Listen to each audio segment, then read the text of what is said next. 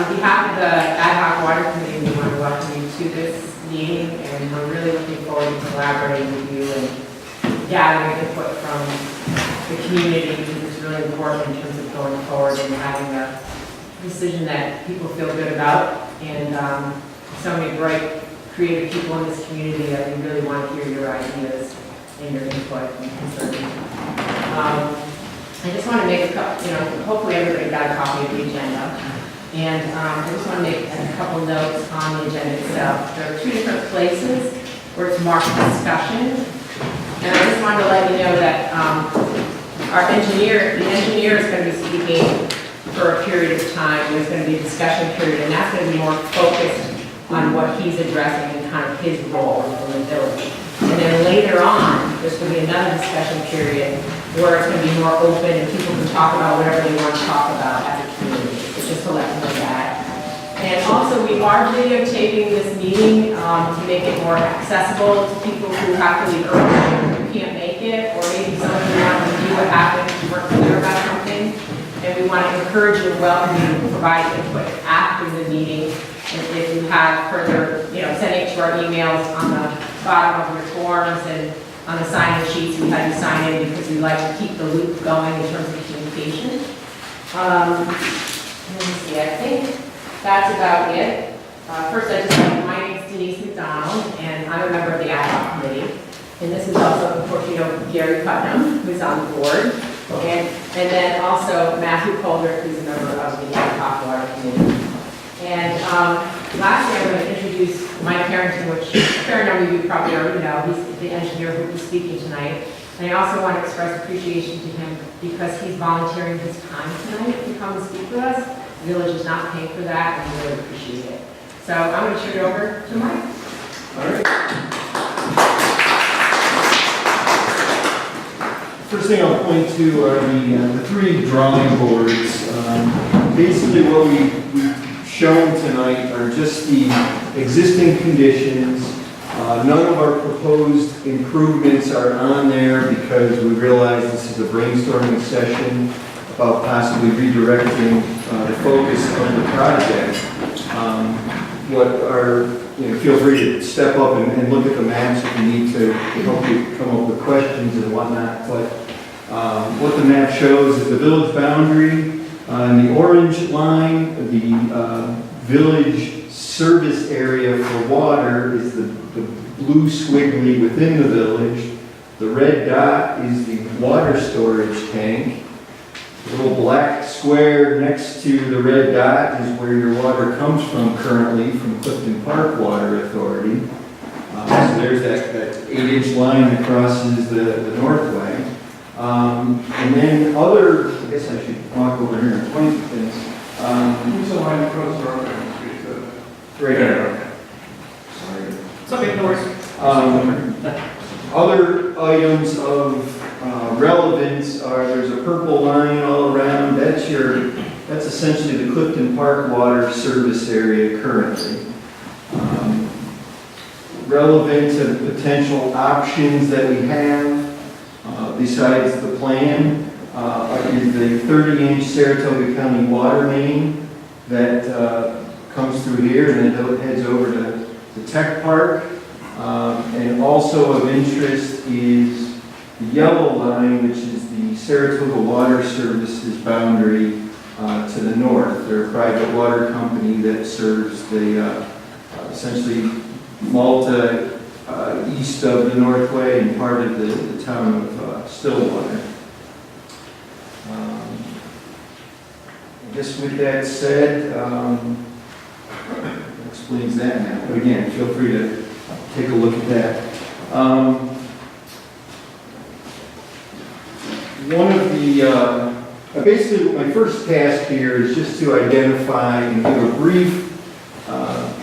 brief explanation or summary of what the current plan involves. As I think most of you know, the village has been cited by the Department of Health for having excessive disinfection byproducts. That includes both trihalomethanes and also haloacetic acids. That problem has come about since the village's connection to the Clifton Park, it has come about since Clifton Park Water Authority started buying water from Saratoga County Water Authority, which was about 5 years ago. Prior to that, you've been a customer of Clifton Park Water Authority for coming on 20 years. Prior to that, you had no problems with the contaminants. So, 4 or 5 years ago, January 2013, we had a public meeting here, and Don Austin of the Clifton Park Water Authority put together a PowerPoint presentation that he had been using with his customers to explain the situation. At that point, pretty much the culprit was Saratoga County Water Authority. Their treatment plant did not yet have the components, namely granular activated carbon, that would remove what are called precursors for these disinfection byproducts. It's the organic matter in the water. So ultimately, and over the course of 4 years, Saratoga County Water Authority added carbon filters to their plant up on the Hudson, and they essentially got all their big customers in full compliance with the current regulations. That left the smaller customers like Round Lake. I think Stillwater may still have been having some problems lately. Pretty much the end users of the water were still having some problems. I think we are understanding now that the Water Authority has done as much as they're going to do in terms of treating their water, which leaves us, unfortunately, to solve the problem here locally. One of the known culprit or assumed culprit for causing the problem is the rechlorination of your water just before it goes into the storage tank that you have. You get water from Clifton Park that's about half the limit. Let's just use round numbers. John has to rechlorinate to maintain chlorine residual by Department of Health standards at the end of your water system, and that application of chlorine combined with the 5 or 6 days of storage that are in your storage tank essentially create more of these DBPs. The tank is both a curse because of that, but it's also a blessing because it does provide, and this is one of the approaches we've used in our report, it provides you a vessel to treat. One of the ways to lessen the disinfection byproducts is to essentially volatilize them and strip them out of the water and release them to the atmosphere. That is done with a system that, in conjunction with a mixer that continually mixes the water in the tank. That mixer will be on the bottom. The primary worker in this system is an aeration system that basically aerates water at the top of the tank. And then the third component is a ventilator that pulls the contaminants that have been volatilized out of the tank. So that treatment is likely to, let me step back a second. You folks are pretty much you're on and off in terms of compliance. The key parameter that you seem to be having trouble with are the trihalomethanes. Their limit is 80 parts per billion. This method is likely to get you down in the 40 or 50 range.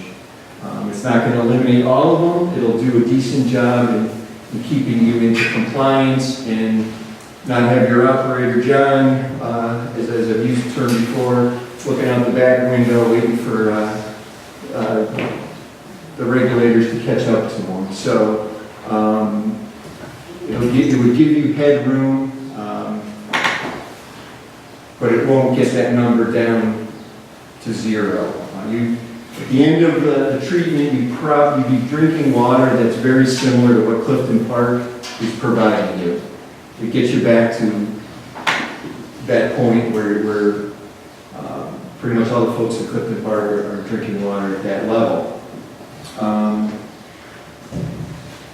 The other option mentioned in our report that is a much more fail-safe approach would be use of granular activated carbon. I mentioned that previously. That is what the county uses up at their treatment plant. It's also what was set up on a temporary basis. I don't know, I think it was a couple of years ago when Clifton Park basically said, we're not buying your water anymore, and bought more from one of their other sources. And during that period, these temporary filters were set up. During that period, you guys did great in terms of your testing. Remember that? I think also during that time, I think they switched back to all their well water, and you did great during that time period too. But I guess what I'm pointing to is based on the experience with the county, based on the experience when those temporary filters were set up. These are the granular activated carbon filters. We're very confident that those are going to do a great job in stripping out any THM or DDPs that have formed, but it'll also strip out those precursors that, when John adds chlorine back, would reform into DDPs. So again, theoretically, it should get you down to zero, but I would say you're probably going to go from 80 to 20 or thereabouts. Both of these methods that I've described would be pilot tested prior to implementation. That has been figured in the plan. But as our report says, it's highly unlikely that both of these options would be needed. And I would say that if we proceeded in a direction that we've identified, that you would we pilot test the one or both of the options, and then make decisions from there as a first part of the final design. That covers the treatment end of what we looked at. But what happens when you develop a project is you take a look at the whole system. So during that activity of looking at the whole system, we talked to John, understood other problems and difficulties the system was having, and identified some other pieces of work that should be done or should be considered if you're doing a capital project. The way the funding works, if you get scored for all different components, and if all those aggregate scoring gets you up to a number, it helps you get funded. So the more little problems you can identify and correct with a project, the better off you can sometimes be. So in those categories of other things we picked up were the New York Ave distribution system area has very low pressures, somewhere around 25 pounds per square inch. The standard is you're supposed to maintain 35 at all times. So that is something that could be corrected in a project. The method that we have identified, because our current plan of attack involves keeping the tank,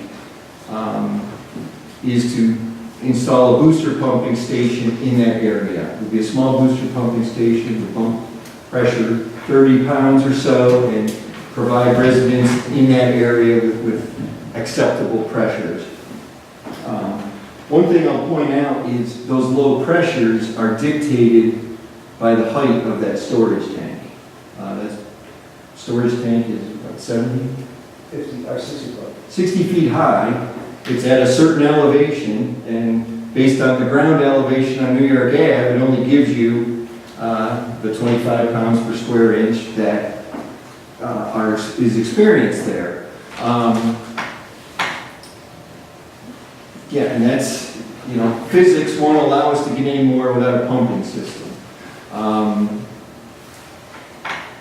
We'll come back to the other options related to New York Ave later.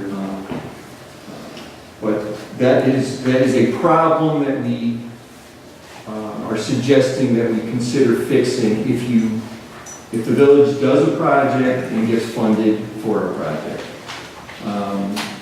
Another option, another deficiency that John has found recently within the past couple of years is all of the bolts for the valves that were put in the project 20 years ago, unfortunately, were not made of stainless steel. It was just the AWWA standard at the time had not converted it to standard valving bolts to be stainless steel. And due to some corrosive soils in the area, John has found that a lot of these bolts are corroded. I think the valves in general work, and the fix is he's got to dig things up and replace the bolts. Are those bolts throughout the system or just up at the tank? Those are throughout. When you guys, it was the project that replaced all the piping in the village. Right. Unfortunately, the AWWA standard at the time did not specify stainless It's not steel. all valves, it's hit and miss, and go around locating them, because at that time, they were in the middle of, The there was no transition. standard, and some had, and some did not. Okay, all right. So again, we've set a budget. We've set a budget for each of these items, and the way the funding works is if, whether you do one of them or 100 of them, you kind of get the credit for that item. So, New York Ave, fixing a pressure issue will get us a certain number of points. Fixing distribution systems, they don't give you a lot of points for, but if you get funded because of other things, it might be a good way to fix this problem. So that's why it's in there. While you're in the current plan, including the tank, I know we're almost at the limit for haloacetic acids. Now, aeration, as I understand it, won't bring those down. So we still are going to be liable to have problems with that. So are we going to be required then to have the carbon filters? To take care of? That's a good point, and it would all shake out in that pilot testing. And that is the reason we want to make sure we have enough budget to solve the problem. So what we have are both the aeration system and also the filters. So it's not going to be necessary. Right, and of course the benefit, you could end up with a system with both, and the benefit would be that you would put less strain on those filters, you need to change them out less. So it's not totally belt and suspenders, it could optimize the operation of the filters in that vein. So, but a lot of it would just shake out in the pilot testing. So some of the other miscellaneous items, things like replacing the generator that John has up at the chlorine station, mostly housekeeping stuff that is just added onto the project, nothing huge. But the way this funding works is you kind of need to identify it in a report, whether it's on a cost estimate or actually written up in great detail. As long as it's in this report, it can be deemed fundable if the project gets funded. And let me do just a quick explanation of where we are in the funding process. We have submitted to what's known as the Drinking Water State Revolving Fund for potential grant funding. If you don't get the points enough to get grant funding, the program will give you loan funding at what they deem market rates, which is currently 3 or 4%. Clearly, we'd rather get 60% grant.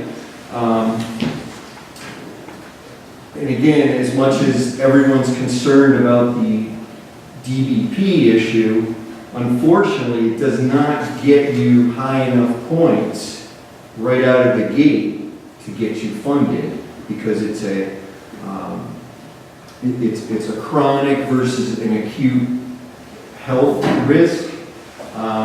If you had wells or a water source that was high in bacteria or something, or one well when you needed two, you've already got your funding on this. So, I know it's a tough pill to swallow is because, the state's making you do something to meet this limit, yet they're not there to pay for the problem. At least they may not be. The second piece of the funding picture is the sister, I'm calling it the sister funding program of the DWSRF is what's called the New York State Water Grant Program. It uses the same sort of criteria, and it's kind of administered by the same folks. It's just there's a bigger pot of money, and the scoring on the project can be lower, and you can still get funded 60% grant. So we're reasonably hopeful that you guys can get some grant funding. The scoring doesn't weigh as heavily on income anymore, so you guys have higher median income than a lot of the communities we work with, and sometimes they get a few extra points because of a lower income. Unfortunately, that's not the case either. So, last component of what we identified as part of the project that the board decided to submit for this funding is a connection to, or at least a budget for a secondary connection to Saratoga Water Services system. Now, you could change out Saratoga Water System Services with Saratoga County Water Authority if you wanted. But basically the rationale used in the report is, I know that the Saratoga Water Service, which is the yellow on these boards, their service area grows regularly as developers do projects and extend their water distribution area. So my thought when I wrote the report, now this may not hold any water today with all the recent discussion here, but my idea in the report was that knowing that that's happening, by the time you guys do a project, they could be marched down Route 9. And the other thing in play here is that Route 9 corridor got reopened or got opened up for commercial development fairly recently. And that's the type of development that grows the Saratoga Water Services system. So my thinking was that over the course of a couple of years, that system would get close enough where you guys could economically or with reasonable cost connect to them as a backup supply. Of course, the discussion and a lot of thinking here tonight is probably going to be why don't we just connect to them as a primary and do away with some of the other stuff, and we can get talking about that again later. But I did include basically 1,000 feet of main and all the required metering and pressure reducing vaults and that sort of thing to get us started up Route 9, and I budgeted 1,000 feet.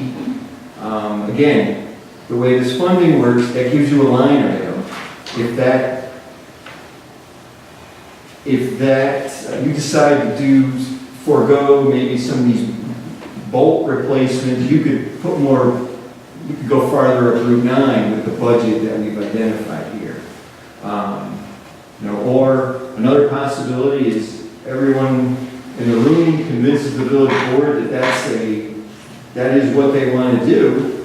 The board could direct us to possibly add that component into this water grant application, which needs to be submitted by essentially next Friday for me. So it's not. The good news is the water grant application mostly uses the information that's in the application that's already submitted. So it's as close to filling out a paper application of 3 or 4 pages as you get these days, because a lot of the homework has already been done. So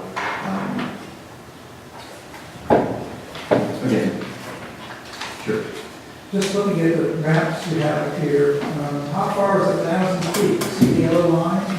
And I see where our squiggly blue line is. How much is 1,000 feet connecting this? Roughly. Along Route 9, Right, I think this is Gold Foot, right? 1,000 feet got us about this far. right? All right, again, it was a placeholder, a line item, it doesn't get you all the way to even the main that runs through Maltaville, which, You know how far up you have to go to connect? Is it where the yellow line is? yes, that's just shy of a mile. If it became a primary source, would you rather have a storage tank or a different location for storage? If you retain two connections to different systems, I think the health department will allow you to bypass your storage tank. And again, there's a couple caveats to this, and that is, we have to make sure that your fire flows are not diminished in any way that is deemed significant. And that's a local decision primarily. That really, the health department probably won't say a lot about that if all on the local level agree. But your tank right now, it provides both a volume of water to fight fires, but it also allows a much greater peak flow to reach the fire than if you were relying on that main across the northway. Because that's only an 8-inch main, and I believe it's a polyethylene main, which means it's even smaller than 8-inch. So it could be very restricting. If you made the second connection to either Saratoga Water or Saratoga County Water Authority, I doubt we'd still need to check, but I doubt there would be any problem with getting you enough water. And if a water main break occurred in Clifton Park and they couldn't feed you any water, you'd at least have water coming from the other direction, or vice versa. Could you add two hookups? Could you keep the one tower going without using it for drinking water? So that you don't have to go any aeration? Good point. I actually, we were talking about this yesterday, and I actually, whether these systems want to run this way or not, I know there's plenty of systems that actually run that way. Their tank just stays full all the time and water doesn't go in or out of it. This would be that situation, except there'd be a valve, and if a fire occurred, you could have it there as turn it on for storage, or there could be an automatic valve that only opened when, these are called altitude valves typically, that only opened when there was a drop in pressure and there was a demand for, you would probably have to go to a boil water. I don't see any really a way around that if that tank got used, but that's certainly technically possible. If you don't mind, I'd like you to go back a little bit about these disinfectant byproducts. How long has the U.S. been testing for those? Do you have a feel for that? 70s, I think. Yeah, I'm sorry, I don't. 10 years, 50 years. No, I would say it has been 20 plus at this point, because this is the second, we're in the second level at least of, the numbers used to be higher, now they're a little bit lower, and, maybe they'll trend a little bit lower, but nothing ever goes back up, so. Yeah. Are these, are the trihalomethanes absorbed through the skin?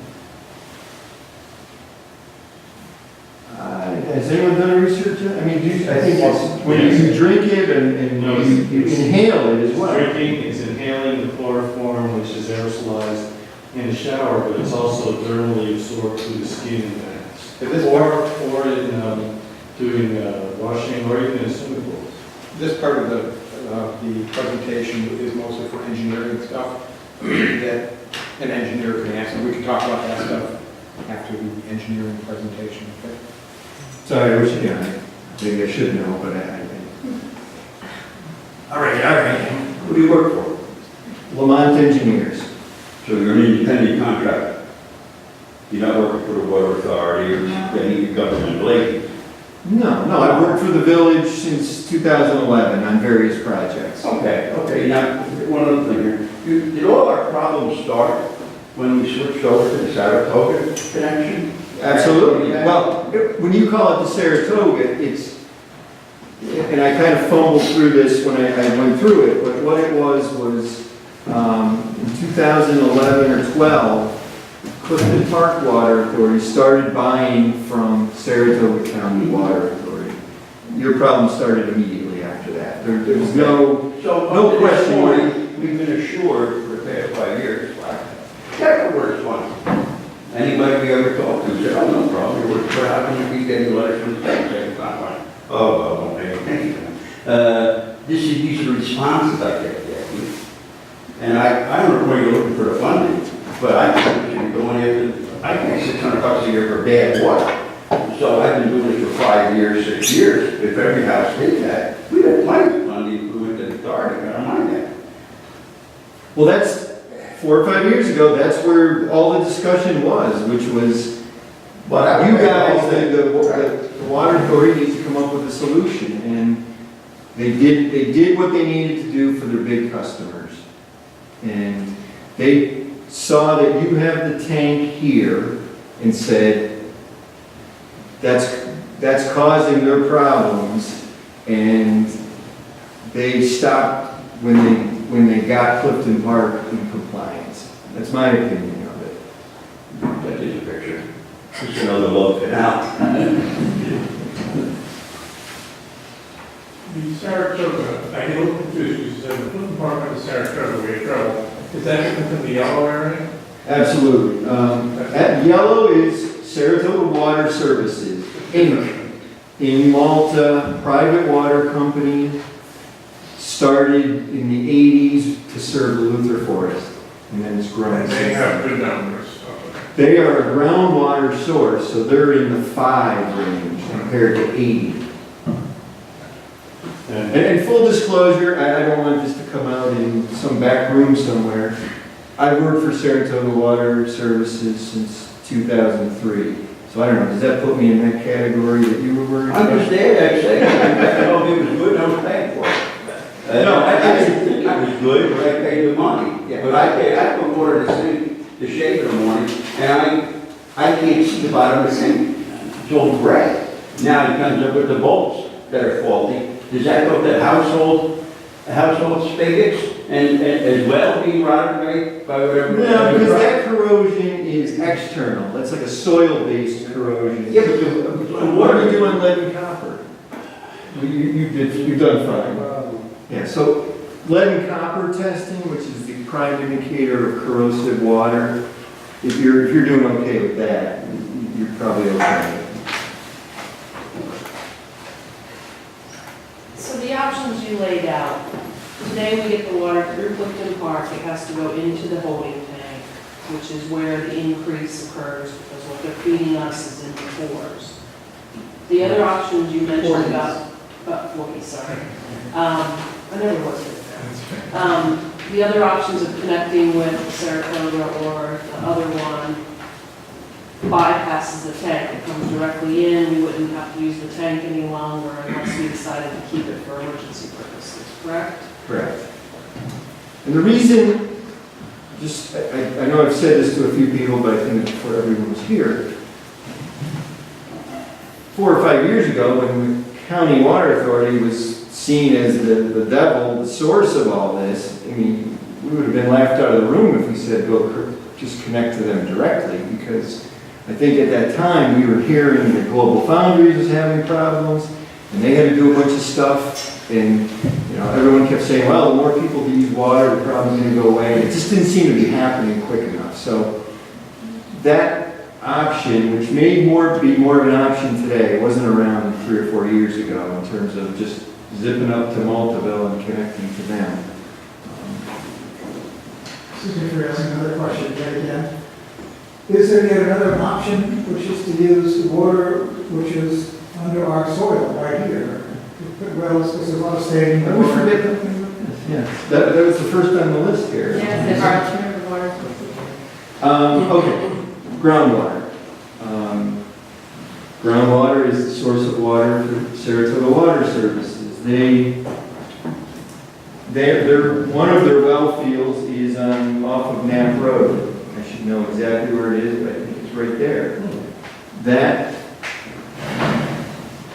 That is not their biggest source currently. Their biggest source is over on Cold Spring Road in the town of Stillwater. The combined capacity of 4 wells off of Knapp Road is just shy of 350 gallons a minute. Those were developed back when the original Luther Forest system was developed.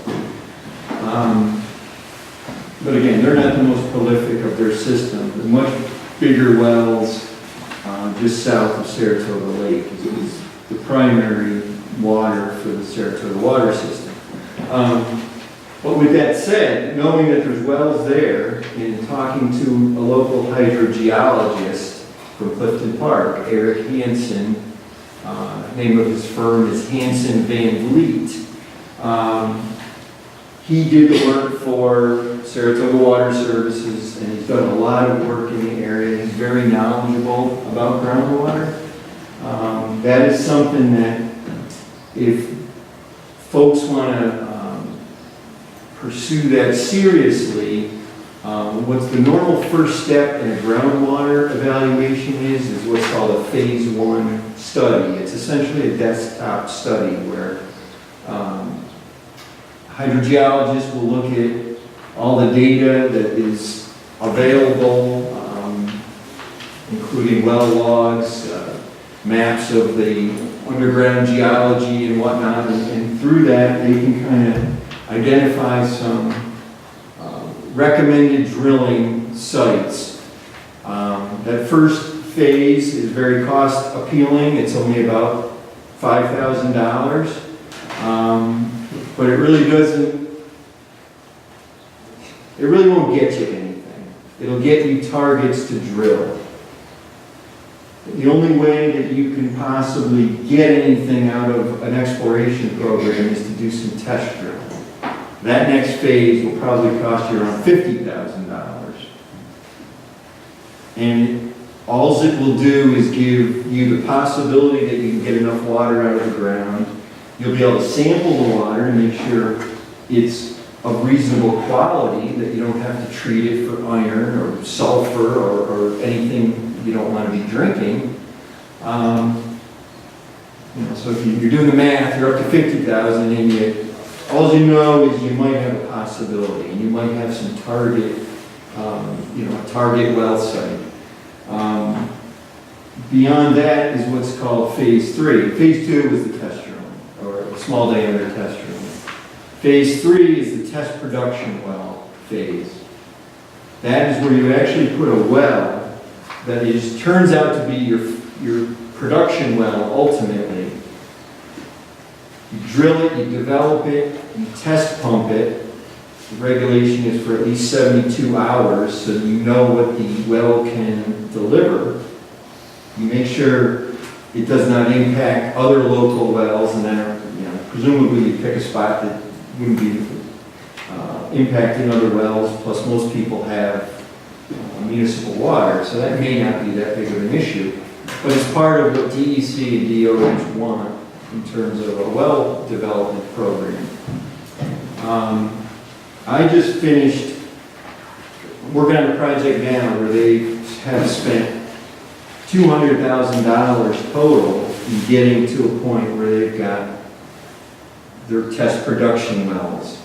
So that just gets you, in this case, $200,000 in that ballpark would get you 2 wells sticking out of the ground. And depending on where they are, you have 500, 1,000 or more feet of pipe to connect to your system. You have to build a well house, probably a generator, chlorination facilities and that sort of thing. And hopefully you don't have to treat it. I'm not trying to sound negative with this, I just want everyone to realize what the true costs are. We do well projects all the time. I think by the time you're done, assuming you could find a site, you might be on the order of $750,000 in developing that site. And that's with a normal size pipeline to connect to your current system. And what is the confidence level you wouldn't have to treat that water based on other wells in the area? You get some insight into that with the phase 1 study, because they would say, all right, these are the well logs and this is the known quality or quality of the water in these locations, and there is a correlation with types of formation and the likelihood of providing water that's of good quality, or maybe sulfur, or Eric mentioned the possibility, I think, south of the village of wells that produce almost like Vichy-like water. So there could be some funky stuff sometimes. So. Plus alone, it's actually what seems to be a well flowing in the village right now. Has anybody explored that site? I haven't. It may have been looked at 20 years ago, before the decision was made to run the pipe across the Northway. I know there was a brief mention of groundwater exploration in a report that was done. I don't know if they looked at local wells at that time. It almost sounded like the report just kind of jumped over to the project that connected across to Clifton Park. So, but that is something that would be done in the phase 1 study. There's water flowing about 50 yards north of Lee, down at the base of the telephone pole. Some village residents have in fact already tested, and it seems clear that simply running out of there into the ground suggests to me that there's water there. And as we're sitting there, unless it's dried up, I don't know where they're looking at it. And if it tested, it's only as they get tested. On. So I wonder if anybody's looked at it. Well, the only person it makes sense to look at is if you hired a hydrogeologist to do and you know, that's the thing, is you'd say, when you set up his scope, you'd say, all right, make sure you look at that and determine if it's remotely viable. I mean, the other thing to consider is, this isn't like a well at a house that's in the country. You need 100 foot of ownership around the well. You need 200 feet of control, where you have complete control over what's done on the property. So maybe there's that vein, if that extends somewhere out where there's less population, it could be viable. There's nobody within those distances you just mentioned. Saratoga, Kamasura. I think you have to be like 50 feet from a sewer line. Every time you mention money, saying you, and I hope it's editorial, but we didn't do anything wrong, and all of a sudden we're being saddled with something that could be $1 million or $1 million, and which may or may not work. And why is that happening to us? Well, I think right there is maybe why nobody jumped on doing something 5 years ago, because it was like... No, we were sure the water was fabulous 5 years ago. Maybe we did something about it, because it's working, but yeah, sure. I can't speak to the language that comes with those letters is something the health department provides the village, and We don't have 240 ounces now. This is going to be an expensive proposition per house, because if you talking, unfortunately, you probably won't get there for this. You're going to grovel for a grant for that, et cetera, et cetera. The money's not coming like you say. It never didn't come to Love Canal, didn't come to Flint, Michigan. The money's, I don't see where all this money comes from, except out of our pocket. No, it's an excellent point, and that's usually the starting point of most projects. How can you get it? Yeah. Ours hasn't. But we got enough that it's pretty annoying. In the wish, let's call it what it is. It may be a wish list that I've got here on this budget. But if you do get the funding, you may want to do it. If if the loan part, Politics that are in motion today are not going to be funded. It's not in budget. This is a part of cutting. they are talking about, There is no more money. they are talking whether it's real or not, of putting a lot into the infrastructure, and until they fund projects like this, then, you know, it's meaningless talk at that point. That's what I'm suggesting before I get into it. But we could, let me just speak to that one second. You could back in, if you don't get funded, you can back into a very modest project. I still agree with you that you didn't cause this. This was a change that Clifton Park made because they got into an agreement with Saratoga County Water Authority. You were doing fine drinking Clifton Park water for 15 years. You had never had a problem. So you guys did nothing to create this issue. But it happened, and the conditions of your system infrastructure, which was pre-existing, led to this problem to be exacerbated. So looking at the two connection possibilities, connecting to the north, you said you already put some funding in for about 1,000 feet. Right, again, as a line item placeholder, we went from Goldfoot 1,000 feet. You said it might be a mile to connect all the way? Yes, it's just shy of a You mile. know the amount, here's what I want to compare. The amount of money for 1,000 feet, I want to get just a sense, just very, very roughly, Dave, of what it would cost to go the full mile compared to what we're going to spend on fixing the tank. In other words, It's very close. 5,000-ish feet, $200 a foot because of the Route 9 corridor. You're talking about $1 million in construction. And if you did nothing else, the project would be about the same size. One thing though to note too is that we wouldn't be able to get at, I'm asking this too, and I may be wrong, but we have a contract that won't expire. We still have a contract for water and park for another 2 years, so the development may bring it down closer, where the cost actually may diminish. What do you think? Once we could switch over, like did Saratoga Water Services, it might actually cost them less to run the pipe up as the development would move down into you. They might also be working with multiple to Yeah. provide infrastructure. And we're also, FYI, is that we as a committee are meeting with Saratoga Water Services next week, the one that has the low THMs of like 5 or whatever, to talk to them about what they know is coming down the pipe in terms of development, but also the figures they're working up with Maltaville, where we might be able to combine some type of thing. So we're doing a little more research on that, we can let you know about that. Let me speak to that issue again. If you made the plan to connect to the Saratoga Water tomorrow, and it was I'm just explaining what would happen with the system, you would likely petition to take your tank out of service. You would still maintain your connection to Clifton Park. The contract, I would say you would renew it because you want to keep a second connection. You know, because you've got a main coming down Route 9, what if that breaks? Then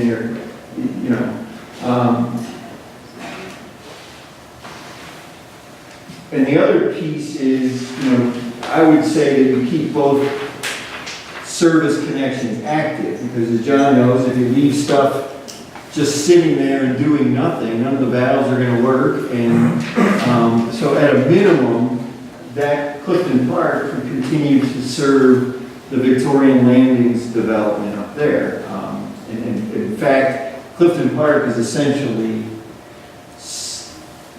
you're feeding Victorian Landings before your tank right now, as if it were an extension of Clifton Park. So that's just a natural progression, or possible progression of how this thing works. How much would it cost to go from, you said here to here is 1,000 feet, so it would be like 2,000 feet to go up to the Saratoga County Water Authority main or something? Yes. So would that be like, what, 500,000? Yes. So could we hook up into that, use their water directly, either as the main or the backup, and wait for Saratoga Water Services to come down and meet that? That's certainly viable. So we could actually solve this problem for $500,000 and have two mains, and their water is like 40 THMs, roughly, both of them. Right? And until certain water surfaces come down, and then we can hook up directly, that could become our main, and those THMs are 1.5. Right. And they put the Park Water Authority, that would be the backup. Yep. And we wouldn't have to have this tank at all. Again, I don't make the decision on whether DOH allows you to take the tank away, but my discussions with them have indicated that if you have two connections, that takes away some of the potential problem of a water main break. You'd be relying on storage that's in their system to strictly meet the storage requirement of the health department standards. But I think it's very viable. Didn't you say that those are high pressure lines, so? Yes, another element related to connecting to actually either Saratoga Water or Saratoga County Water Authority, and to some extent Clifton Park Water Authority. I think I mentioned the hydraulic grade line before. Picture this being the top of your tank. The pressure of the water coming from Saratoga Water Services or Saratoga County Water Authority is like 150 feet higher than that. So what you will need to do when you connect from either of those systems is provide a pressure reducing valve. That will reduce your system pressure so that the people in the low elevations of the village here don't have pressure that creates problems with their, a lot of times you have a problem with water heaters. The valves release and you have some problems. Now, if you think this through, those at higher pressure we could try to balance it so that we only increase pressure in the low areas a little bit, but also increase pressure on New York Ave, and then you could avoid the booster pump station. So, because right now you reduce pressure from Clifton Park from 70 psi to 25 psi, use round numbers. So you've got all that extra potential pressure, you could increase the system, but if you're not careful with it, you're going to have to put PRVs, pressure reducing valves, in every house, which is not out of the question. It can happen. I think the health department might try to steer you away from that and maybe split the difference with the high elevation areas a little bit and just get them in the 40 psi range instead of going up to 50 or 60, and then keep all the folks in the low area down, keep them under 100 psi. This is a lot of information to take in, so I apologize if you already explained this, but so the other two connections, again, we don't have to have a tank. Why? Why do we have to have a tank with the Clifton Park, but we don't have to have a tank with the other two connections? No, good question to repeat so everyone understands. It's, right now you have one pipe that comes across the north leg. It's fed by the grid of piping over in Clifton Park. If there's a water main break over there that shuts down that water system, if you didn't have a tank, this whole village would be out of water. So The tank provides John could shut off the valve that fills the tank, you could have water for 5 or 6 days right now. So it's a safety measure. Absolutely, absolutely. And it also, knowing the size of the pipes in your distribution system allows the fire flows to be delivered at a greater rate than if it all had just come through the pipe across the north leg. But the other two connections, I'm sorry. The other two, the other flip side of that is, if you have two connections, if there's a water main break in Clifton Park, the water still can be fed from Saratoga Water Authority or Saratoga Water Services. okay? Okay, I misunderstood. When we were talking earlier, I thought I heard you say if we connected to one of these other ones, we wouldn't need the tank. But so if we have two connections other than Clifton Park, we don't need a tank. One of them is right. We need one other Plus connection. one, right? You got one for Clifton Park now, and all you would need is another one, One. possibly in this That's why area. no tank on the second. You don't need a tank at all, right? You don't need it around the Clifton Park tank. You don't need a tank because, well, yeah, 2 options. right. What you need is redundancy, okay? You need whether it's a redundant pipe, or one pipe and the tank provides the redundancy. Same as if you develop the well system, you don't want just one well, right? No, there's a problem with that, you want a second one, and that is actually a state, it's not a nicety, it's a state requirement, you need redundancy. Well, correct me if I'm wrong, but isn't the obvious best option for health to connect to the Lake North, because that would be 5 parts per billion oil versus 40 parts per billion coming out of the tank on the hill, correct? Which is Yeah. the obvious goal. Health department the answer from the health department would be, both systems would be in compliant. They would say, Well, wait, both are acceptable. Compliance is fine. I personally much rather drink all 5 or 40, considering it can cause cancer. But the other part of the issue is that, in addition to that, Rob's plan is to cut $500,000 worth of cost, which is $1 million. $1 million worth of cost, which is, in case anybody read this, is $155 a year increase to every one of us, which we are eliminated. And in addition to that, I understand, maybe I'm wrong on this, that the Department of Health or somebody, one of these nebulous government organizations, is going to cut the allowable parts per billion from 80 to 40 at some point, where they're considering it, right?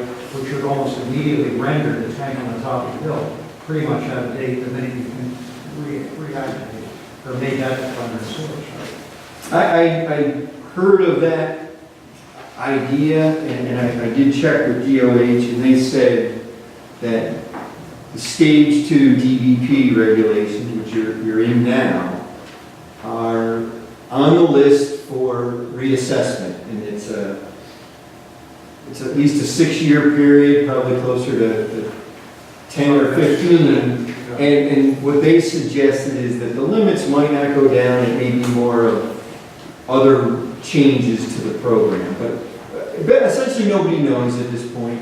Yeah, but we don't want to get in the same situation that Bill brought up, where we're saying, oh, that's 6 years down the road, they might drop the limit, and then 6 years from now, all of a sudden it's 40, we'll throw all this money into this option, and we're out of compliance, we're going to sit here 6 years from now with $1 million, $1.5 million down the drain, doing the same thing. It seems to me that connecting north is the obvious, maybe wrong, very health-wise, the best thing to do, and possibly Means the Saratoga.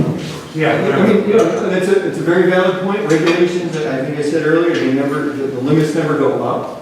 You know, it may not go down to 40, but it might go from 80 to 60 or something, and I think we all understand what you're saying. But the one thing to keep in mind is that if you're buying it from these huge systems, they're gonna have to be in compliance, and it's just the other side of the coin. well, they're not in compliance now. According to this, they're not in compliance now. So I wrote them. No, Clifton Park Water Authority is definitely in compliance. If you're the bottom end of the thing, you should be a big customer and screw a little bit. Right. Those bigger systems. Yes, so if they're not in compliance here, they just put, that's what I thought, I heard you say. Clifton Park Water Authority is currently in compliance, so you have no case now to point to Clifton Park anymore. That was one of the things they talked about 4 or 5 years ago, is blame Clifton Park. But they were just saying, don't point to me, I'm buying it from them. And so, it was just, everyone's pointing the finger. Right, it seems to me, we had good water, we gave it away or sold it, we were buying bad water for the same people we sold it to. Yeah, well, as I said earlier, I would have been ridden out of town if I suggested to connect to that 4 years ago. Matt also has, he found a report from CDC on the EPA possible plans to reduce the levels in the map? Oh, sure. There was nothing set in stone, but they had a proposed level on the CDC website of a potential stage 3 where it could be 40 parts per billion. But again, nothing's been reviewed there. It's up for review, I think it was up for review last year, but it's been delayed for whatever reason. There's a six-year review period. The other question I had, just to clarify, the $1.5 million is if you did every single thing on the wish list, right? So that's if you did the mixing, the aeration, the granular activated carbon, the piping up the road. So the 1.5 million is what you're asking for to get the maximum funding from the state or federal. Trying to get the most points. But that's not what we're actually going to do in practice. We're not going It to would do be very everything unlikely that you do you everything. would do exactly that. You may do slightly different things that would accomplish the same goals and correct the same. We're hoping we're going to get 60% of 1.5 million, and that would give us the dollars to play with to do what we wanted to do, which could be those things or could be a set of different things. And if you did not get funding, you have some choices to make based on results of pilot testing and such. But if the funding just wasn't there and nobody else was providing money for this, you'd have to decide. You're going to put money toward tank aeration, or are you just going to bite the bullet and go to granular activated carbon and just be done with it? I'd rather take the seed money and put it into a lawsuit, because I think we're getting screwed on it, so already. This is some question. Could the park is in compliance, correct? Correct. And becomes uncompliant when it goes from us to the tank? Correct. Why don't we shut off the tank? There's a lot of work that's already there. It's a sewer tank. Why don't we run it to the village, put it in the backup of the tank there when we do need it, it's there, or run primarily to the park? That would seem to be already there. It's cost effective. Went to us, treat the tank as needed when it's needed, therefore we can save up to do this larger project, which is better for our health. Yeah, somebody, I think, had mentioned that concept. I think you could sit there with a tank that is essentially non-potable water, or it'll lose its chlorine over time. You'll primarily feed off of Clifton Park. And it would be just there in case there was a fire. You would go and turn the valve, or you could put an automatic valve that would say, if the pressure dropped enough because of a fire, it could open up and... I'm not thinking about it, so it says immediately now, hook it up, bring us in compliance now. Their health, where we need to be, bring us where we But need to to say, hook up to... Clifton Park, remove us from the tank and bring us into Clifton Park, we're already there. So just run all of our water off Clifton Park steadily as it is. And leave, bypass. Just bypass the tank, Use yes. a tank for emergency for now. Yeah. Propose our plan, put the budget in, do the funding, whatever we have to do, get our ducks in a row to do that massive project we need to do to get to Yeah, that's possible. How safe is the water system? But if you alter your modification, or if you alter operation, it does, John, you know you have to, DOH has to give it its blessing. But it gives us time. Next time we do what we need to do, so by Friday, this needs to be put in. So now we're having a massive meeting, we have 1 week to do this report, which obviously everyone's had more time to do than we have. This is an immediate solution, it's immediately bringing it under where we need to be. Gives us into the DO Department for Department of Health for our backup, so we still have it, we're still in compliance with everybody. Sit down, come up with a master plan, and actually put a proper budget, proper application for whatever we have to do. Run it up, do the whole, bring us up to that floor, be done with it. I mean, it is going to be a point where 40 is not going to be acceptable, 20 will be acceptable. Just bring it there, get us to the floor. Hook them down, get us in compliance, keep where it needs to be, long haul gas projects will get it. Save us money, so that I don't have to pay more fees for these $100, we're not going to pay. It's right there. All technically doable. The reality is, could be, fire department hears about this, and I guess, is anyone here from the fire department? The chief was there. I know he was. I spoke with the chief about Just different, we just need to include everyone's input. Are they gonna, and they may be fine with it, knowing they gotta just go and out, open a valve. I mean, what do you think about that? Is that viable for them? We won't be doing it. I mean, 2017, I can turn from over in Europe. You can turn on a valve from the emergency. You're going to be good. $2,000 would be an automatic valve. Well, one of the problems you have is if you had all this water sitting in that tank, and this water sat in that tank for a period of time, you had automated or you did it manually, either way, You open the valve up, there's a fire, you have contaminants going into the water. Way worse than anything you can drink of. And now you got people drinking it. How do you alert people quick enough? Now somebody gets sick, somebody dies, you got a problem. Excuse me, John. Yes. Could we just sort of pipe that to the lake? And pump it right out to the fire water? Yes. For pump it to where? The lake. Pump it to where? To the hydrant. Well, no, then you'd be pumping the lake water into your water system. No, but into the fire. They have dry hydrants, but we're talking about hooking up to hydrants. I mean, if you eliminated your hydrant, fire department from hooking up to your hydrants, well, then you wouldn't have to worry about that. For the clarification, the hydrants are in the same water system as the drinking water ours. Yes. Yes. That plan will work. I may be a pessimist, but I think it'd be hard to get by DOH. And basically for the reasons that John has cited, they'll be concerned about a lot of things like that. But it's certainly an idea that came as a result of brainstorming and Could you keep treating the tank? Could you keep treating the tank while you make the direct connection? well, what we're doing right now, just, and I will update everyone, and this, I know this option has gotten a bad rap, but DOH has said that a tank mixer will help keep you could help keep you in compliance, because you're very close right now. There's, right now, the electrical contractor is putting in a mixer this week. That mixer will hopefully keep you in compliance. Again, it doesn't satisfy the health concerns you have because, I get it. If you're worried about 82, which is non-compliant, you're not going to be happy with 78. All right, I get that, but this mixer, the village had to do something to address this, and this mixer was something that the health department said, hey, I know, what was it, Queensbury or someplace a little further up the Northway, put in one of these mixers. Believe me, I was poo-pooing it from day one. It's like, how's that going to work? What's that? So what? No, somebody further up. This mixer may keep you in compliance and in fact, health department said the other day as I was talking, well, the odd thing now is they're in compliance right now.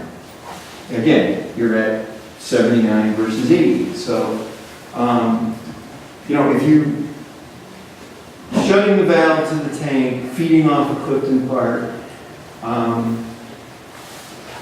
you're not going to get down to 0. You might get down to 40 or 50. All right, and if that, if that's appealing to folks, it may be worth asking the question. Is it better for me to smoke inside here, and MHL, or is it better for me to smoke outside? I guess. Unhealthy is unhealthy, but I don't want to be subjected to it. It is my choice. I'm paying for it. I don't want it. I would rather get us compliant, get it planned, get it done. If we have to treat it, treat it. But I don't want to be paying extra money for good water, when I'm already paying for good water. I'm sorry, I didn't. Just wondering, if you tapped into well of our own, can we sell to other communities? Well, all right, and I've said this to a few folks. It seems to me that where you're heading with things and where Maltaville is, you're kind of connected, even though, you might be connected in terms of how people look to solve both of the problems. And I would think they could be someone you could sell water to, whether it was a well system. There might be an opportunity to sell water to Maltaville after you buy it from Saratoga County Water Authority. Because the issue with Saratoga County Water Authority is they're supposed to be just a wholesaler. They're selling bulk water to some entity, whether it's a village, a town, and then that entity distributes it to the customers. So in the case where you tied into Saratoga County Water Authority, I could see that you guys could end up being a retailer or reseller to them because they got no one else that's going to back for them in terms of setting up an entity to sell water over there. Saratoga Water Services would be different. I think they ran a main down to you, or you ran a main up to connect to them. The way they normally operate is that main would be theirs, and they would retain the rights to sell to Multiville. Because they essentially have a franchise. So if we have Town a of well, Multiville. If you're there, back to your question was, well, yeah, if you need about 100 gallons a minute per well. So if you found 2 wells that were 150, 200 gallons a minute, you had excess water, yes, you could, Multiville's solution could be to extend a water main to connect to you. So yes, that's possible. What I'm trying to do is just, as ideas come out, like solutions, I want to kind of try to write them down so we don't lose them. So if you can help encapsulate, like with Clifton Park, I just want to write down ideas, potential solutions. We don't have to decide anything absolutely, but the other one was our own well, sell to Multiville, and as we come up with ideas or solutions, at least write them down so we kind of can consider what we've been discussing. So just help me, clarify that. Okay, go ahead. What's the drawback to just going straight to carbon, granted, activated carbon? Is it just that the change out of the carbon on a, That's what, because even that would get, DOH looks at that as almost a last resort. but why, if it would get basically the levels down to, and it would solve the acetic acids that don't Yes. disappear through volatility? That's where the importance of the pilot comes in, because you're That's getting. 300,000-ish plus the running cost of replacing the carbon. That's right. And, you need to know through that pilot testing how often this carbon needed to get replaced and regenerated, so. But that would bring us well into compliance and probably give us as low a level, Right. or in the ballpark of what SWS is. Right. Yep. In the ballpark. Yes, and what you do need to do after, because carbon filtration takes all the chlorine out, you do have to re-chlorinate after, but, it's like, oh, what are we doing? But, you're taking out all those precursors that create DBPs with the carbon as well, so.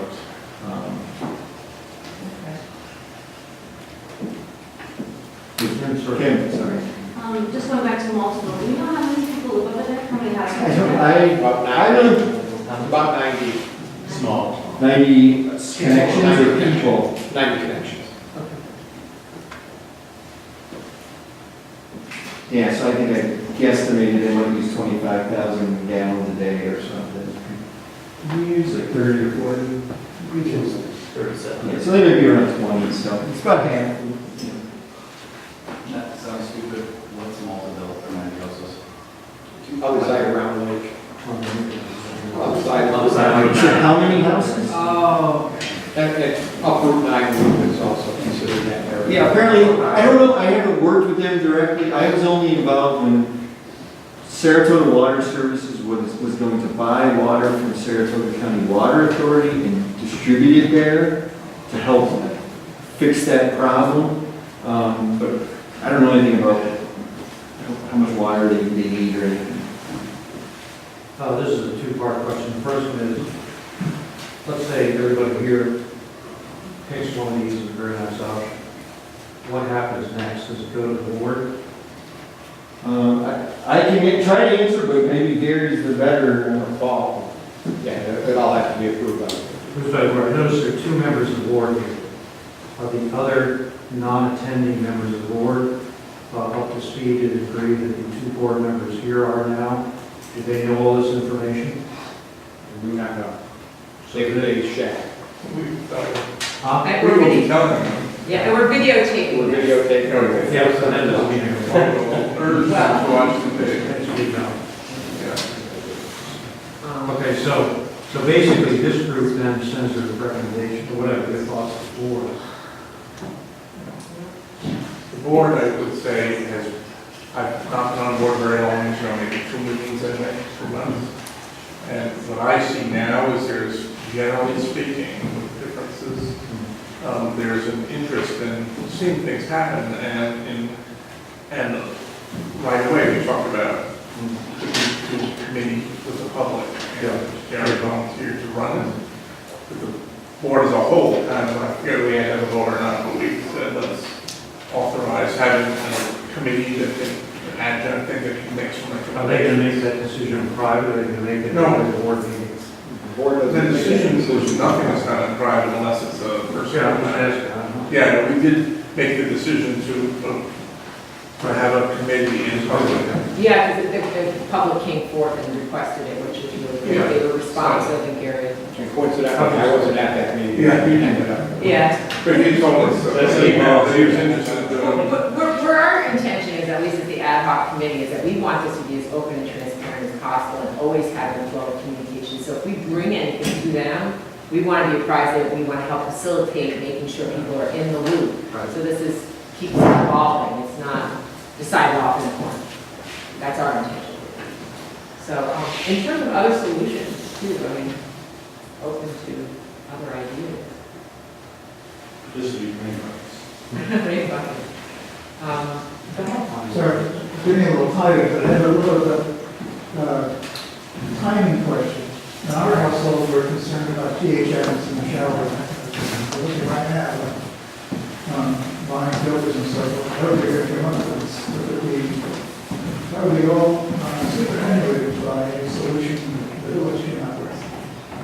We're spending money now that will be wasted in 2 years. So that's the consideration we have in our household about this. And there's the costs here.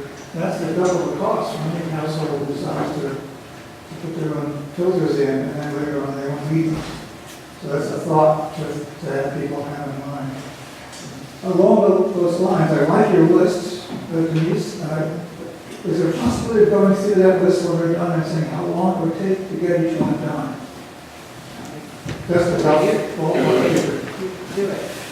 thing about the filters, and correct me if I'm wrong, but there are a lot of things that aren't sort of tested for, things that filters can clear out. How many, is it 600? There are 600 DEPs that are not regulated, and they're testing them, and they're coming up with other ones that they're not regulations for that may be more carcinogenic or more toxic than the ones that are currently regulated.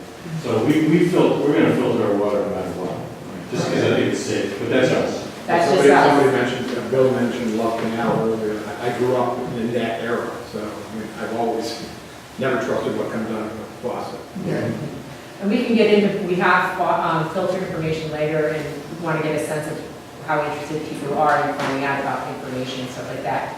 It's valid. And in terms of timeframes, we could always address that. But is there anybody have any other ideas? You have the Clifton Park idea directly going to Clifton Park for now, which has 40 or 50 parts per billion, which is about half of what we have now. And go around the water tower, and somebody suggested maybe treating the water tower, and then plan to go to the Saratoga Water Services up Route 9, which has a level of like about 5 down the road in terms of timing development. The second one was use our own wells and sell to Maltonville, which has 90 connection again. Well, add to number one, I suggested connecting with Saratoga County Water Authority as soon as possible. That would be the secondary connection. And then wait for Saratoga Water Services to come down. Okay, so that'd be the secondary connection Or the to, primary. or primary to Clifton Park. No, Wait, it's Saratoga Saratoga County. This is the Saratoga County Water Authority name. Right. And this is, so we'd have to run a line to here and wait for Saratoga Water Services to come down on time, and then we can hook up with them and get their much better quality water. Okay. Mike, I have a question about the pilot. You mentioned pilot a couple times. Yes. You have rough ballpark what the cost is, like what does a pilot project cost? If you're gonna pilot, for instance, activated carbon, I had a budget in the report of 15,000 for all pilot. for the GAC pilot. Okay. The- And how long does it take to get results? Ideally, you would get going on that this summer, because you want to be able to do it. Historically, the peak DEP levels are the August test period. Well, So we you- starting that by taking monthly readings. Yes. Right. Once a mix of it, and Okay, so you're talking about pilot for the GAC? Well, just any pilot, but yeah, specifically the GA. Okay. Well, I didn't know what, like, it was gonna cost 100,000 to do a project for 10,000, so in that, Right, in that. you essentially buy kind of like a home, like a water softener size filter, and Yeah. you put the GAC in that, and you just run a, you know, an equivalent loading rate through that, and you do some testing, and, Okay. you know, probably over the course of a month or so. Okay. And the GACs are the same filters that we're basically using in our homes. Just an industrial. This is an industrial level filter. Right. Another possible why they made it crazy, but if we were, we ended up with set number 4, we ended up hooking up with the Saratoga County, what, the yellow one, that's the Saratoga. Water services. Water services. I wonder if we had that hookup there. I see they have wells way up here, to the north, they have wells off the right of this map. We could look into them building a well in our area and them funding it and we getting a discount, and they use the left of, you know, sort of like you have a window and you plug it into the power line. Maybe there's a way that they could find a water source here in our village and they pay for the wells and helps feed their system. We're getting water back from that system then, from all these sources, and you get reduced cost. Ah, interesting. I had suggested considering negotiating, consolidating with them and making a joint project, Yeah. but that would be more. Is that the same thing? Or they get two different ideas? Well, They're similar, they're similar. It's similar. And Gary, you're talking to them next. Yeah. It's on the next week, yeah. Yeah. My guess is there'd be much more chance of the cost sharing on the pipe than them. Right. And they have a well field that's, you know, Sufficient for that. it's up south of. If we source for some tank, they'd be able to get water to Maltonville Right. and these lower areas Right. and have us part of the Yeah. project. Yeah. Maltonville's problem is it's very expensive to get the infrastructure in, and only 90 people paying for it. Yeah. But if we There are- spread it out. You know, there are grants that there's going to be 2 more years of them, as I understand. There are intermunicipal grant program that could possibly work well for you in Maltonville. But it's the same deadline as what we're doing now, and it's just, there's no possible way. I mean, you need agreements with them, and, you know, they're not even organized yet, as far as I know, to do a project. You have all the pieces and parts that are needed for the application, the bond resolution, all the authorization to move this thing forward. You know, it may not hurt in the application if we write in Maltonville, potential future collaboration. You know, you might get some bonus points, who the heck knows? But certainly in years to come, you can look at the same program, excuse me, it's a cousin of this same program that is, it's only, what is that? I think it's 40% grant fund. So it's less grant funding, but it may help you pay a little more for things. Good gentleman back there. I'm not sure if you can answer this question, but I'm just kind of curious what our rights are as residents as far as, you know, our bills are expensive for water, right? We can't all limit to that. Can I get I'm a New York average, so I have 2 issues. I have quality and pressure, okay? And I'm at the very end, so I get the worst pressure in the village. Can I put my own well in? And if I did, can I not pay the water bill? I think it's easy for everyone to say, yeah, go, you know, well, I think the water system regulations probably prohibit it. If you have a water pipe, I don't know the village regulations. Curious what I'm not. Typical regulations prohibit connection of a well because they're worried about Well, I cross-contamination. understand, I'm saying, that was, if I could put my own well and it's affordable, and I can eliminate this bill, cut off from the town, I don't want the water. You have to put a septic tank in, because you still need sewer. Yeah, part of the bill is sewer. I have sewer, I don't need sewer, right? I mean, I don't, you don't have that both. That's part of my. Usually, what happens is you can put a well in, but you still have to pay the water bill for the infrastructure of it. I don't need that. But, but because it's designed and so many people Let's let me, contributing. let me answer. I'm not, like I said, I mean, I don't know the regulations. I think that's something that we need to look at. I would be curious to know that. Well, I mean, think we because- can note that question, and maybe like Gary and Paul, I think, can try to find out some more information, maybe Johnny can help, whatever it is, we can Because take your information. personally, I'm more concerned with the pressure. I would like, I mean, I don't even drink the water, I just want my shower to work. Yeah, no, I don't, and believe me, I'm not proposing this, but if everyone in New York Ave wanted to drill their own well, and it eliminated the need to put in a booster station, maybe that could be considered, but again, So I'm just curious whether that, as you said, the system works with so many users, and it's, you know, if you drop off and 10 more people on New York Ave drop off, then everyone else here has to pay a little more, so that's the other side of the equation. Everybody pays that, and then you pay for the water you use. If you had your own well, you wouldn't have to pay that, but you still have to pay the infrastructure. Which is the majority of the bill. That's true. I think it was about 390 on That's my right, water. these bills are broken in half. But, you know, we can find out, if you could give us your name afterwards, and we can try to find out your answer about the wells. If you could give us your name afterwards, and we could find out, see if we can get some answers for you, that'd be great. I hear a lot of, complaining is not the right word, but concerns over the cost of the water bill. I work with a lot of communities about this size, and,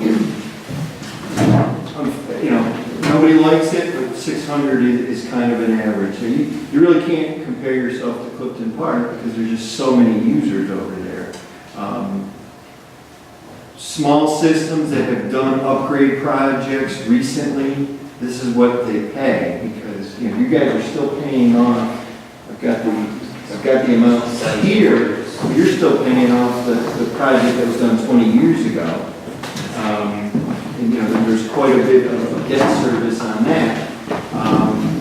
You know, one thing you do have going for the village, and this is a slippery slope, but you got the two developments that are coming on to bring on new users, that if the cost in this project can be kept reasonable, you know, there could be limited increase in your bill. And if the project's really small, there could be no increase in your bill. It just depends on what you decide to do and prioritize as needed improvements.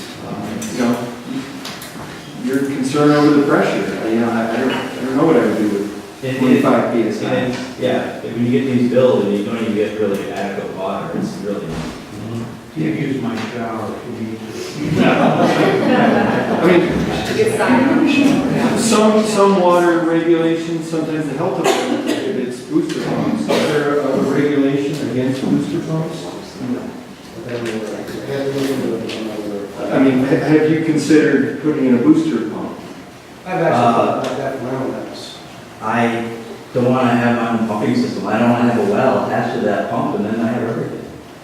Right? I mean, you need a tank? I'm just telling you what in other communities where there are low pressures. How about the village pays for it? I can't make that decision. You know what I'm saying? I don't want to pay $500 for something just to get normal water pressure, and then when the power's out, I don't have the. Right, then you have your current pressure is what you have. It's not good. No. Question about how this all works. You said that in a week from Friday, or this Friday, or Friday after, I forget, you're going to be submitting something that apparently is pretty much already been approved by the with the village board, is that correct? You have to submit a plan. The plan of attack Right. developed a couple months ago was to submit the DWSR application, which we have. That was submitted right around March 1st, I think just before. The second part of that is when this next funding program was announced. It was not announced back at the beginning of the year. It came out in the spring of last year for the last round, so we expected it to come out sometime in April. The announcement wasn't made until just a few weeks ago. So when we talked about this with the board, it was when the water grant announcement came out, we were going to submit this because it's your best chance of getting the funding for this project. Right, here's just my question, simply, I understand that, and it's going in, if the board and the village want to go with Funny's Plant One or whatever, so ultimately, we don't want to do the work on the tower, we want to bypass or, north. Does that ruin everything you're doing next week? Can we change what the plan is, in other words? No, it does not. It does not ruin it because you're solving the same problem. Okay, And again, the importance of the line item of running a main up toward another connection, that checks the box for any of this. So, all right, so all you're doing is reallocating your budget to solve the problem. Right, so there's no way we can come up with a different plan, So I just want to make sure what you were doing this wouldn't be ruined. Yeah, so the funding, it's basically flexible, Well, that's what I meant. which is great. It always has been. I'm doing another one of these where they're supposed to use an existing source. Due to reasons from DEC, we couldn't use that source. We had to go and drill wells. So that is just a change in project direction, all to solve the same problem. I guess that's all I need to say about it. Where would our money go to for the projects? Where would it go? When we make a decision, whatever, at the end result, whatever, how much money that bottom amount, who is that going to? Who does it go to? Yes. You're paying for the service, you're paying for whatever it might be, pipe or bypass, who knows what our end result is. Where does our approved budget, where's that dollar go to? Who are we paying, fix our issue? It's a combination of vendors that the village will contract with. First of all, I would hope that the village would have me engineer the project for you, but there also could be, if wells are looked at, it could be the hydrogeologist. I would design the project. There might be a hydrogeologist involved if we go the well option. I would take his information and design a well house and a connection piping. We put the job out to bid. We'd, probably have a separate contract for running the pipe up to either of the connections.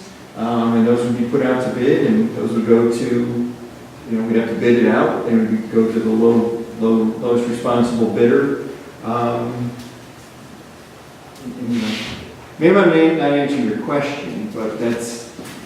I just want to make sure that it's not coming, I don't want to make decisions being influenced by someone who can benefit from this project. I don't want a large project that's unnecessary because someone's going to benefit from that maximum dollar amount when we can do it for less from someone who's not, I don't want that to be our deciding factor. It's like, well, I kind of want this to go because this is my paycheck. I don't want that to be need to decide. No. In fact, that's why I've stated that if the funding doesn't come, we can do something as simple. We're already putting the mixer in, which is step one of that three-part aeration process. It's only $15,000. It's not only 15. It's $15,000. 15 sort of did most better. I mean, that's Yeah, so we've done that. Brunswick Electric got the bid. Again, if the funding does not come through, we can just look at the lowest cost option that is the most palatable to everyone. And the cost projections I think are attached to your agenda. I'll talk about how much the village is going to borrow and what that impact is going to be. I think the loan amount on the 1.5 plus $1 million project, was it somewhere in the 600 or 700,000 range? You know, that's kind of seen as the top end, and as we've discussed, it's got a few extra items that, you know, kind of could be described as wish list items, but are would fully be embraced by DOH in terms of approving the project. So if you wanted to spend your 40% and do them, DOH would say, great, go for it, it'll help your system. So, but on the other end, we could go as small as need be to make it comfortable for the taxpayers. So, I know it's getting late, so we don't want to hold you too much longer. What we want to encourage you, we know there's a lot that we're digesting right now, and that's why we're videotaping this too. You may come up with some ideas after you walk out the door, from having conversations with people, whatever that is, something formulated. We want to hear about it, okay? It's not like you walk out the door and this is the end. So we want to appreciate Mike going through this section and really taking the time to answer a lot of questions. I thought some really good ideas were generated. And the other things we want to just touch on, because I want to make sure that you guys get out of here, is that first of all, we have some information on filters. I just did some preliminary information on some different filter scenarios. And I'm just curious, and you don't have to raise your hand obviously, but we're just kind of curious if anybody in this room is interested in finding out about filter prices. Okay, so we have a few people, okay. Let's say, you know, a little bit less than 10 about 10, okay. And some people may have already gotten their filters, some people may not be interested, but I can just tell you that I don't want to go through all of this and take up people's time right now, but we can answer questions after the formal meeting. I can hang out and answer questions about that. We can also take questions through email or whatever other avenues you want to do in terms of approaching us. Try to get some prices that you could get through regular stores and also bulk prices through some companies which generally would be online. And some companies offer just a faucet mount filter, some offer faucet and shower, and one of them offers faucet, shower, and bath ball, which is really ideal, I would say, but there may be more out there. These are just examples of companies. And we've got some prices, bulk prices for like 25 filters and then maybe 50 filters. And we have to see how much of an interest is if we're actually going to be able to get a bulk filter price. It's not like it's going to be a ginormous cut of cost, but maybe around $10 or something. But we can talk about that more further as we get a sense of things. And please let us know if you're interested. So that information is in this packet as well. And I guess I would say, lastly, just a couple other things too, is that we are going to have a follow-up community meeting in October and maybe perhaps earlier, depending on what we find out, but after the testing is done in the summer and kind of getting a sense of things. And it may be sooner depending on how much information we get about these solutions or figuring out how best to get the information out.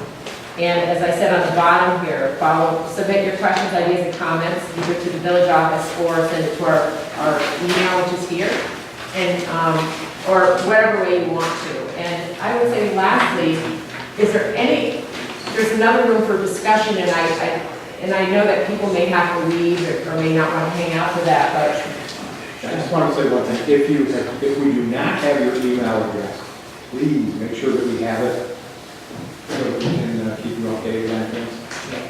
And so we're here to sort of answer this in terms of having a little bit less structured around just specific to Mike's questions. There may be other comments or concerns or questions or ideas that we haven't covered yet. You haven't felt like you've been able to say what you needed to say or ask what you needed to ask. And we want to make sure we have a forum for that. And we realize some people may not be able to hang out for that, but we want to make sure that we give you that opportunity at this point. So we can help out in terms of answering if we can, and if we can't, we definitely want to get your questions or concerns and write them down and make sure we have your contact information and follow up on it and provide the answers. Here's a good question, Pete. These filters that you're talking about, that go to each house, I guess. Yes. Do they take care of the problem? Yeah, yes, they do. They're the smaller version of those large industrial ones that are part of the plan that they might put in. Okay. So it lowers it down to like practically zero. Mine takes out 97%. Okay. Non-detect, they call it. And there are different avenues in which you can be impacted by these THMs. There are 4 of them, and some impact you in one way, some in another. Where's the range? Price range? The what? Price range? Well, it kind of depends. It's on your sheet, and Oh, that's on the way. that's okay.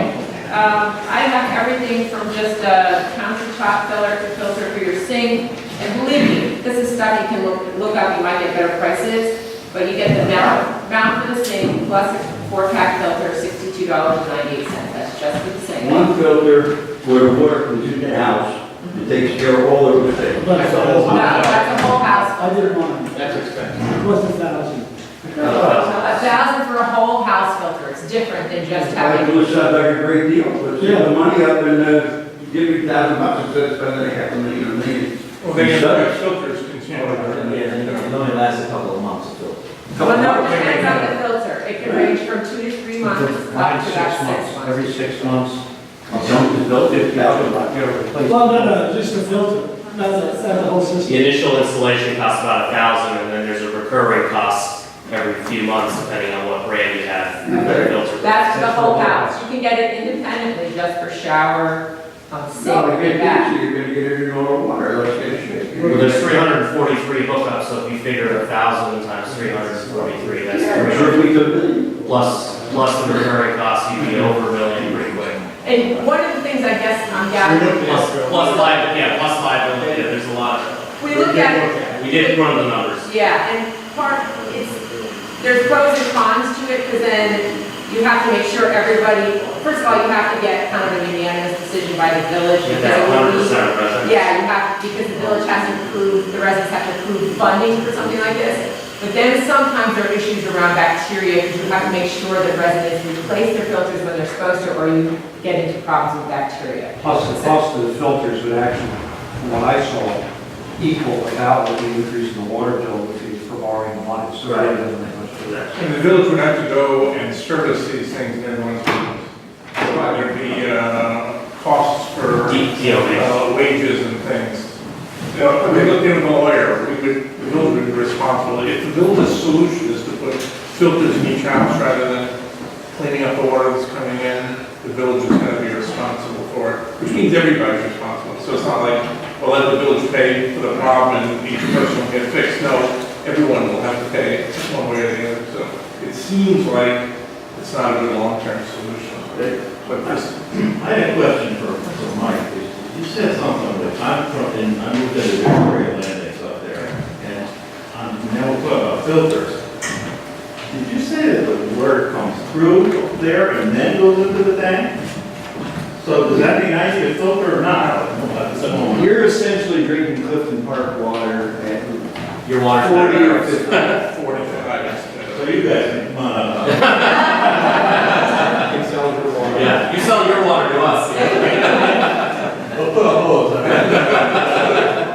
Okay, Rob. Thank you. I do think, and I asked the board this, I do think though, in the interim, until we get better water, that I was asking the board to purchase in bulk filters, and I believe that can be done, there's different ways to do it.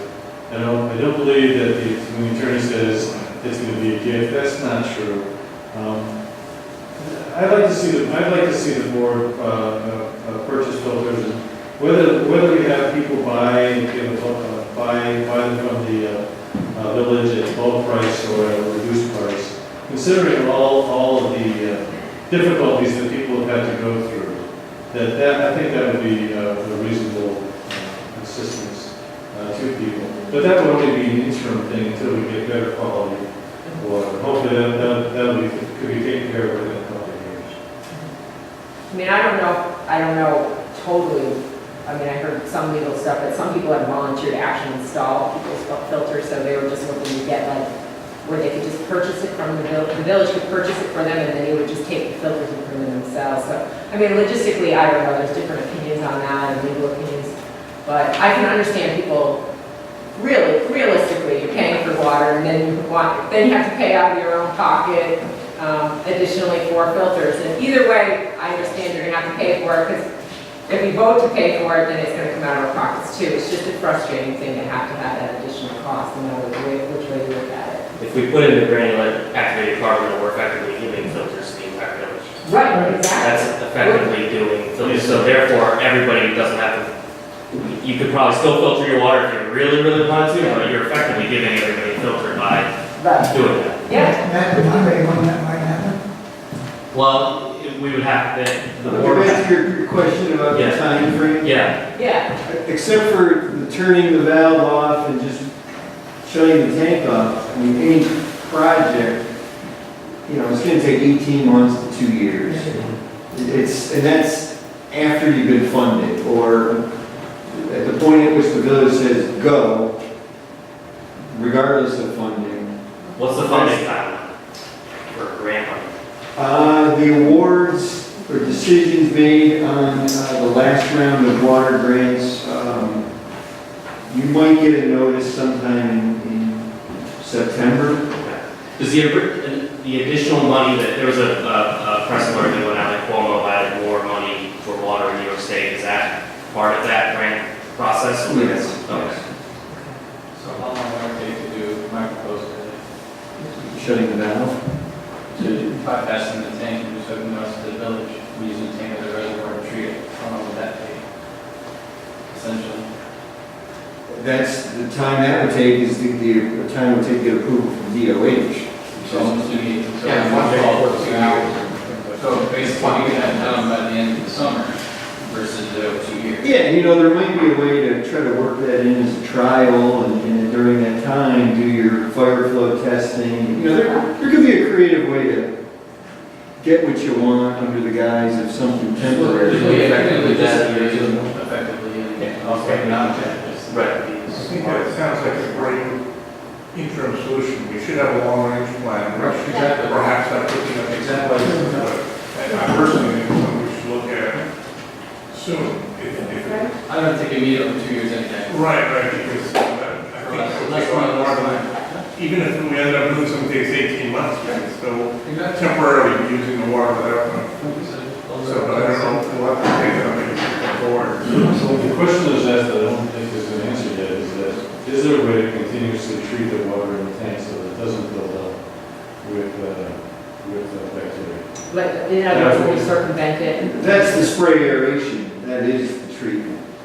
I mean, do what we're doing right now, so that it's not, so that we can, in other words, bypass as suggested soon rather than later.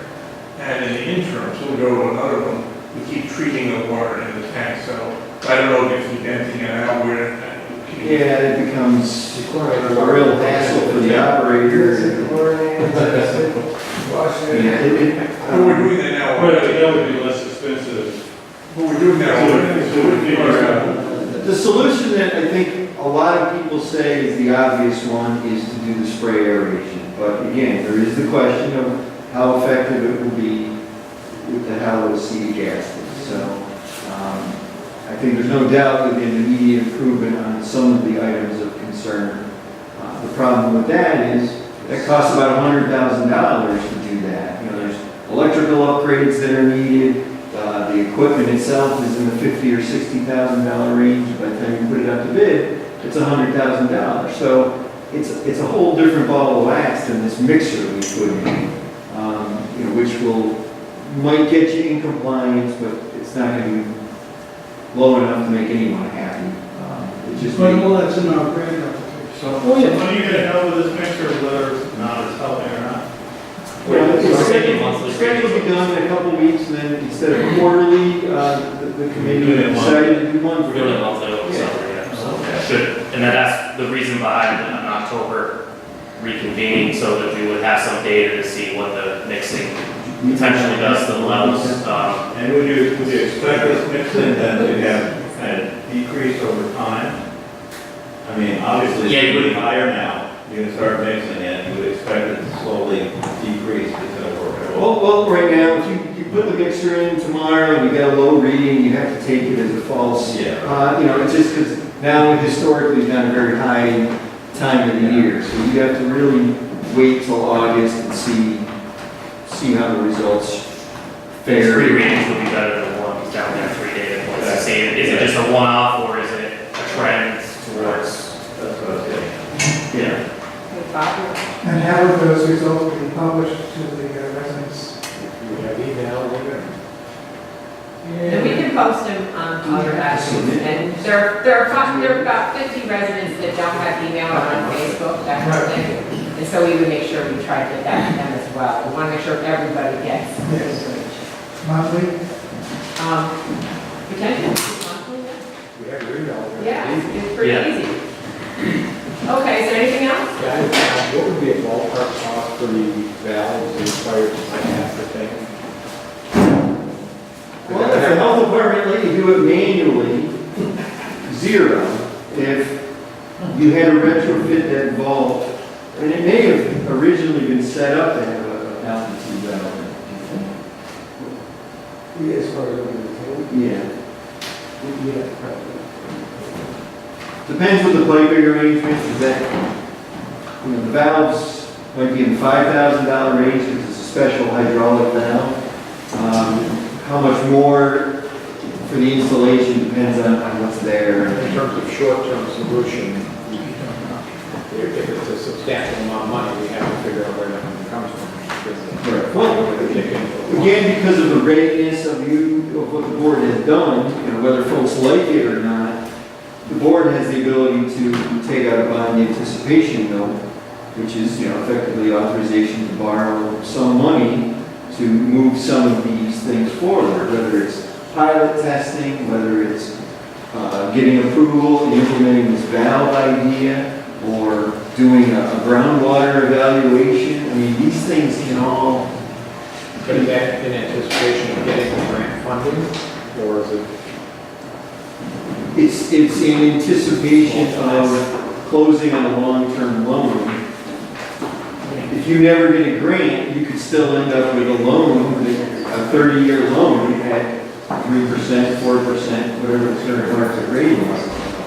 So that's what the bond anticipation note does, is get you cash flow so that you can do stuff before you close the long-term loan. If it was a $5,000 roof, that, you know, they could do a one-off water surcharge, could be for $10 a resident or $15 a resident, would that be possible for the village to do? If it was something like that? You could borrow To do a one-off, to do a The one-off. other mechanism is you can borrow from another account, Yeah, and then you're already in the process to close on a short-term loan for a water project. That could get you short-term money at like a little over 1%. So you could just borrow from yourself until that closes, and then just get the less expensive short-term money from EFC, the funding agency. Correct me, hasn't DOH already said we can't buy the plastic tank though? Was I mistaken with that? Well, originally that was way back, but I don't think that's necessarily true now. They said that it's up to the engineer to come up with a solution. They're amenable to alternative solutions, including bypassing. Yeah, the bottom line is you can't call them up and say, can I turn the valve, can I shut the tank? They need an engineer to write a letter, a plan, they need to look at it, think about it, and approve it. Is what has to happen. It's just the way it works. It's you know. okay. Yeah. All right, so I appreciate everybody for coming out and hanging with Thanks, Mike. us. This is really great. Thank you. All right. We're adjourned. I've been sitting there for a while here. That's why I asked you.